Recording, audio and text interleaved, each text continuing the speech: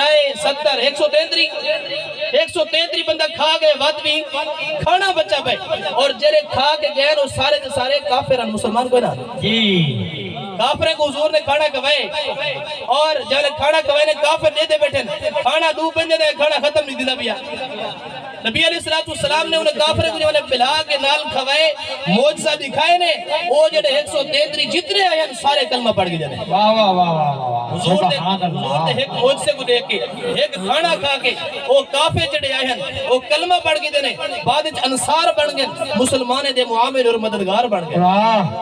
یہ حضور دا موجزہ صحیح بخاری دے اندر موجود ہے طبرانی دے اندر اس طرح دوجہ مقام تے حضرت انس رضی اللہ تعالیٰ عنہ حضور دے خادم میں 10 سال حضور دے گھر خدمت کی تھی نے حضرت انس رضی اللہ تعالیٰ عنہ دن جیمل حضور دی نکاح ہے حضرت زینب بنت جاش دا کہندر ہم زینب بنت جاش حضرت زینب بنت جاش دا جیمل حضور دا نکاح ہے تو نبی علیہ السلام دی ذریعہ وجہ شادی تھی دیئے لوگ گفٹ کریں تحفے دینے اتنا بھی رواج ہے کوئی گھڑی دینے کوئی سوٹ دینے کوئی کرشے دینے کوئی پکا کے کچھ بھی دینے حضرت انس فرمائنے جملے حضور دا زینب بنت جاشنا لکھات ہے تو نبی علیہ السلام کو تحفہ دے مڑ کی تھے میری والدہ نے میری اممہ جاننے ہیں کہ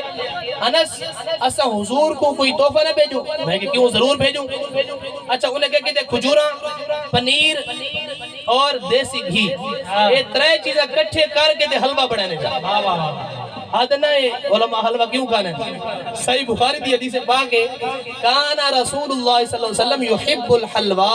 نبی علیہ السلام مٹھے کو پسند فرمینے ہیں سبحان اللہ میں نہیں اچھا اے بھی یہ تو سبق مل دے کہ بعد یہ ریت چل دی رہ گئی ہے لوگ جملے کچھ چنگی چیز بڑھا میں نہ چوکی چیز بڑھا